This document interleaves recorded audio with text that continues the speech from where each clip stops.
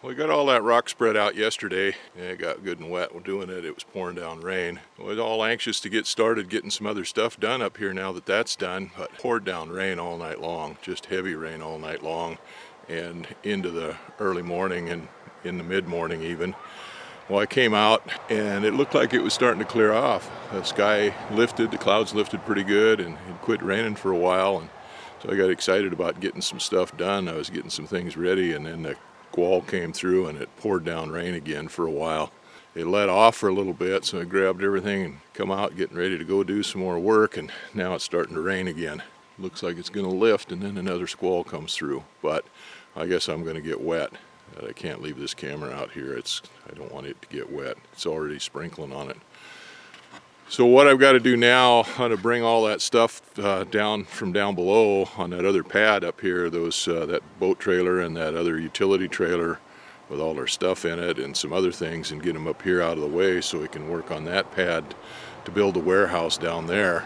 Now originally I was going to build a warehouse up here, but after thinking about it, I measured that spot down there and decided I'd put it down there instead, and we'll make this into a parking lot or something here. But one of the things I kind of worried about, well, there's a little hemlock tree there. It's about 18 inches on the butt, and I was afraid that it will blow down. If it blows down, it'll blow down this way on top of anything we have stored up here. So I want to fall that tree, get it out of there, and then there's another one, a couple of them there, a little one and another one that's about 12 inches on the stump that's there too. It could come down on stuff too. So I'm going to fall both of those, I think. So I've been stacking some stuff up there on that bank around that tree. Junk, basically, some slabs off those logs that we didn't get out of here when my friend come and got the slabs to burn up in his outdoor wood-fired stove, and some cut-offs of those logs, the butt ends and the tops and stuff, cut-offs of those logs that we milled up. Some other odds and ends, some old pallets that are broken up and rotten. And then there's some tires there. The tires are pretty good. They're just going to be stored. I have to move those out of the way. I was going to make a burn pile there of all the wood scraps and stuff. So anyway, I've got to get that stuff all moved out of the way. Oh, I decided I was going to go ahead and get wet and get this stuff done anyway, and I changed my mind. I went ahead and went and put my rain gear on. I hate wearing the rain gear working like that, because an old fat gimped up old man, I barely get around as it is, and the rain gear makes it that much stiffer getting around. And then you always wind up getting just about as wet inside the rain gear as you do outside of it without it anyway. Anyway, I got a cold coming on. I've been fighting that off and on here for the last week or so, and I decided I better put my rain gear on. Well, I got my rain gear on, and I went up there and moved those pallets and some other junk out of the way where I can fall that tree. So I've got that tree opened up. Yeah, I'll go get the chainsaw now. Get out there and dump that bugger.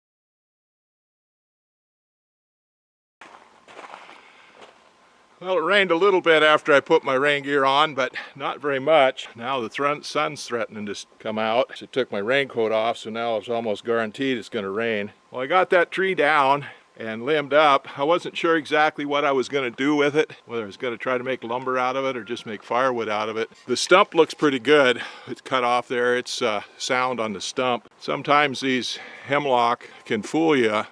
They can be sound on the bottom, but then you get up in the middle of a log and you'll run into rot. There'll be a branch or something that gets broken off, and that rot follows the branch into the heartwood. I don't know how many times I've done that. The log looked like it was good on both sides, on both ends where it was cut. You get into the middle of it, milling it up, and you've run into rot. There's a bunch of dead branches on this one on the lower section of it. They're all sound where I cut them off, so that's pretty good. So I should be able to make some lumber out of that. The top up here where it gets too small, I'll make firewood out of it, and a lot of those branches, the dead branches, especially down there on the bottom half of it, I can use those in the wood stove. Those are good firewood. In fact, those branches make great firewood because the rings are so close together and the wood is pretty hard on those, and they actually burn for quite a while, so they make pretty good firewood in the round. I looked over that second tree over up there. The chances are good that I could get it to come down where I wanted to, but that little tree is in front of it and it's leaning pretty hard the other way, although I think that if I cut it just mostly, there's branches from that bigger tree that would pull it down and bring it right down with it. But that tree has a sweep in it. It sweeps back the other way a little bit, and then it's limb heavy on that other side.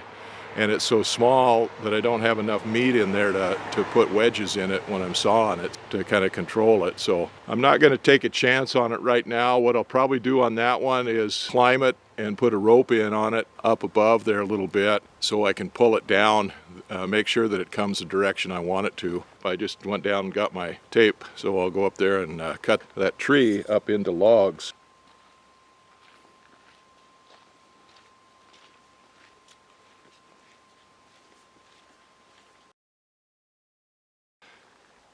Well, the sun's coming out now. I took my raincoat off, and of course I'm wet from sweating inside that raincoat. Anyway, I'm just about as wet as I would have been if I'd have stayed out in the rain. Well, measuring that log out, trying to figure out exactly how to cut it. You'd see right there to the right of where the saw is sitting on there. And there's a bend in that tree right there. So if I made a log long enough to go past that bend, like a 16-footer, there'll be a waste in it because you'll have to cut off that sweep, and then there'll be a lot of tension in whatever wood comes out of there. It's going to want to bow. So that's a good spot to make a cut on that, to make a break on that log. I measured it out and marked it at 10 feet, and 10 feet is right there just past where that mark is, that scab mark on the tree trunk is. So I'll cut it off right about there. I still have to think about that a little bit. Maybe I want to make it a little bit shorter. We'll see. Let me look at it again.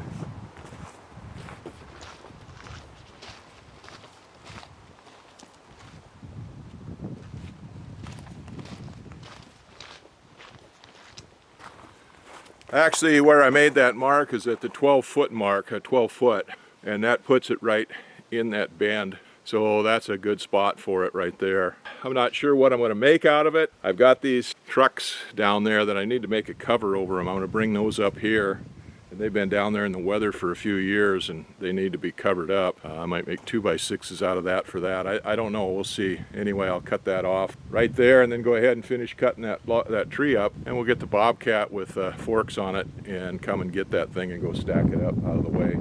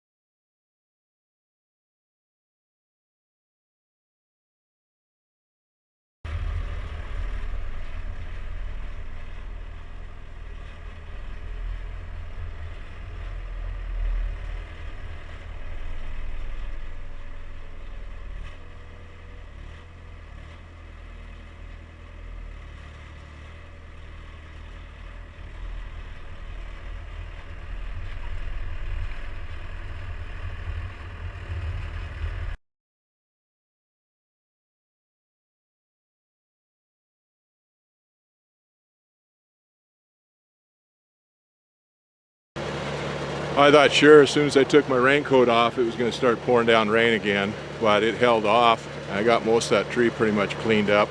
I just started sprinkling a couple minutes ago, so I put this camera back away. The last log on that's just picked up now, and the bobcat will take it down and put it in the log pile. And I've got the top there cut off. That one will be cut up into firewood. Some of those branches I'm going to take down to throw in the stove for firewood, and the green ones will pile up there and we'll eventually burn those, but right now we'll just get them out of the way. Anyway, it started to sprinkle again. I got to put this camera away.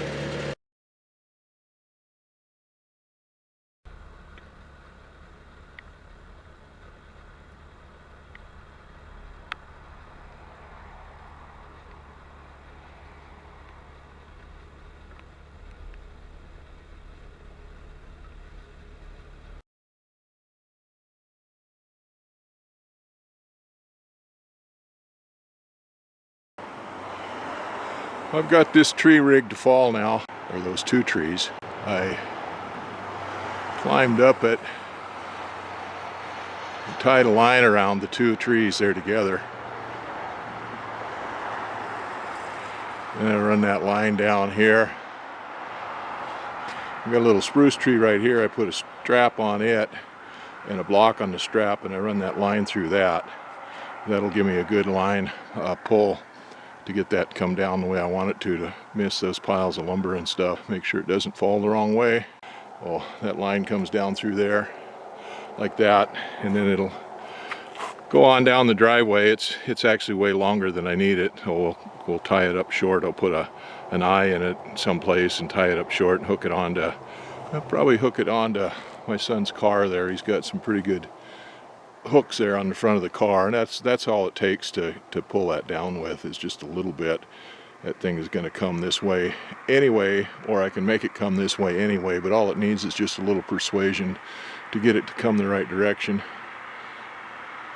What we got here is what's called a crab line. I think that's 3/4 inch line. That's what guys use around here on their crab pots. This happens to be for, I think, for king crab pots. After a few years it gets soaked with salt and stuff and gets old, and they just replace them. So this is the last good piece that I have of that. I went through quite a bit of it pulling trees out and stuff in the past, but now I use steel cable, 3/8 inch cable for that mostly. This is what we got going, but I'm too tired to do that tonight. I'm not going to do that tonight. I'll wait until tomorrow when I'm rested up, and I need help doing it anyway because I'm going to need somebody in the car pulling on it. What I'll do is we'll hook that onto the car, pull it down stretched out but not tight, just so the line is pulling, not tight. That little tree there, I'll probably make a cut on it and cut it mostly off, not quite. And then the big tree, I'll go ahead and put an undercut in it and make the back cut. And then once I start the back cut, then I'll have them start pulling on the rope. Like I said, it's not to pull the tree over, it's just to control where it goes. So anyway, it's all set up, and so we'll get that done tomorrow, or after I get a chance to rest up a little bit.